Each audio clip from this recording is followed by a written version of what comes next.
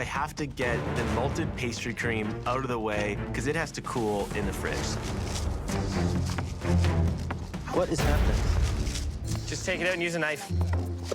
This is ridiculous. Breathe, dude, breathe. This should be incredibly easy to just put plastic wrap over this pastry cream, and I'm battling with it.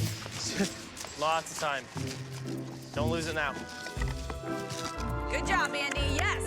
Nice hustle. I think I'm just exhausted. 30 minutes. You have 30 minutes left. I want to show the judges a completely different type of dessert. I can never afford culinary school, so the only food knowledge that I had was through cookbooks. And now this experience has opened up a whole new world for me. Yeah, I don't think Becky's future is in construction anymore. Hello, Becky. So what are you making for pudding? As you know, pudding, that's what we Brits call dessert. What are you making for dessert? I'm gonna do a fallen apple. So it's a apple panna cotta with an apple jelly core with some toasted pine nuts in it. Nice. And then this is gonna be like the ground. The soil? Yeah. Wonderful. Is there anything a little extra that you're going to do to this dessert? And I'm gonna do a gel glaze. And the glaze is going to be going onto the apple itself. Yeah. Sounds like the perfect ending to your apple-themed three-course menu. Smells good, Becky. Thank you. You got this, Becky. You got this, Becky.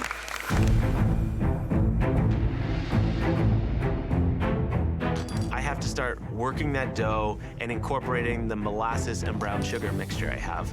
Fold it over as many times so you have those layers, and then just let the dough rest a little bit to get softer. Andy, Chef, what's going on with dessert?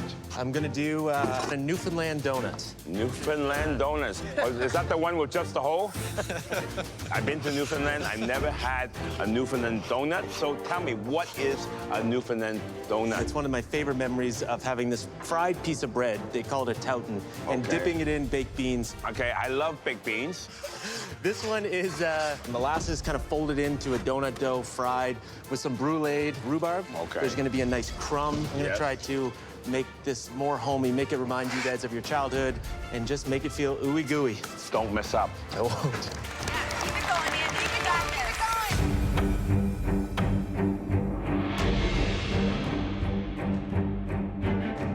I chose some pine nuts and put them in the jelly core, and they represent the seeds in a natural apple. How ingenious is that? The apple jelly is not set enough, so the pine nuts keep floating back up. It's like a whack-a-mole. I have no idea if this dessert is gonna work until like the last minute. 5 minutes left. This will be your last 5 minutes in the MasterChef Canada kitchen. They're perfectly golden brown. If you have extra donuts, throw a couple of them up here.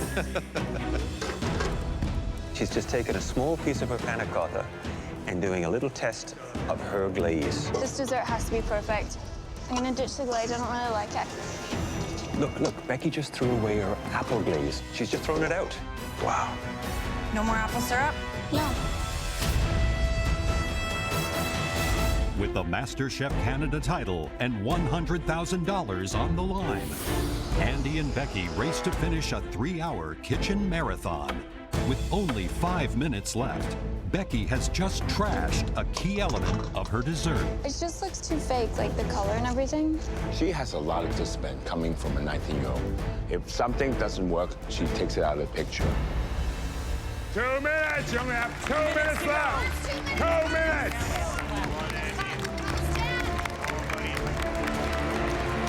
I know my daughter, she's focused, she knows what she's doing, and she's gonna get it done. So close. I can't believe this is real. I'm just a bag of nerves right now. 1 minute! 1 minute left! The best battle I've ever seen. Come on, guys! Beautiful. Gorgeous. Come on, guys. Keep it going. Keep it going. Come on, Becky. 10, 9, 8, 7, 6, 5, 4, 3, 2, 1, hands up!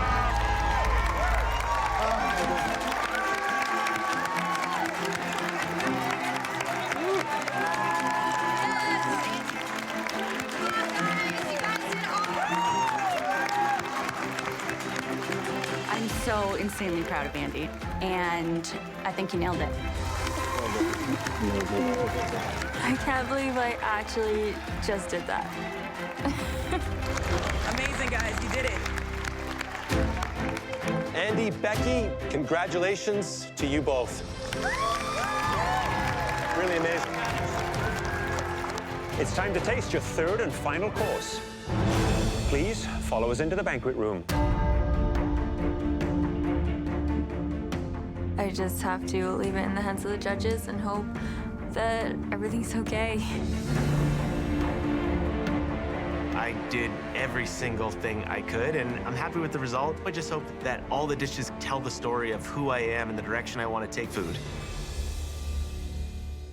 Andy and Becky, before we taste, we'd like to tell you how you've done so far. Let's start with the appetizers. Becky, we love your playful presentation. It's like something that I would do, which means it's brilliant. Unfortunately, the 3 nests that you served us were inconsistent. Mine was a little burnt. Now, Andy, we loved how you took the donair, a late-night Halifax street food, and turned it into an elegant starter. Big, bold flavors. And Andy, I think it really honored your Halifax roots. Thank you, Chef. Let's move on to the entrees, starting with Becky's. I found the plating very intuitive, and the cook on the rabbit was spot on. Frankly, it was one of the finest dishes I've had in this competition. Thank you. Andy, you took us back to Nova Scotia with your entree. It was tasty, colorful, and inviting. But even though I knew it was a hodgepodge, I still wanted one main component to anchor the dish. But it was delicious. The flavors you developed in your sauce were superb. Thank you, Chef. Hearing Becky's feedback and my feedback, I don't know who has the advantage. It's anyone's game right now. So, as you can probably tell, we're very excited about the final leg of this journey. I'm happy to present this dessert, but it's nerve-wracking getting the feedback. Becky, please describe your dessert. My dessert is a fallen apple. It's a apple panna cotta with an apple jelly, a soil, a sabla twig, and a sugar leaf. Where's the glaze?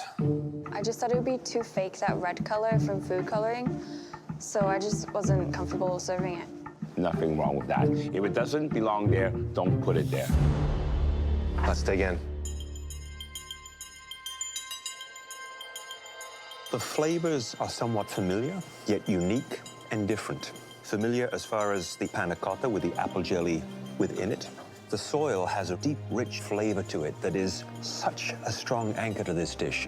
This is one of the most original desserts I've had anywhere. There's a lot going on, but you can sense what is going on. So nothing is overpowering, and I like the journey you have taken us on with the apple. All right, Andy, tell us about your desserts. It's a malt pastry cream with a molasses brown sugar rolled Newfoundland Towton, some bruleed rhubarb, and then wheat cereal and ginger snap crumb. Looking at it, I would love to dig into that. Let's try it out.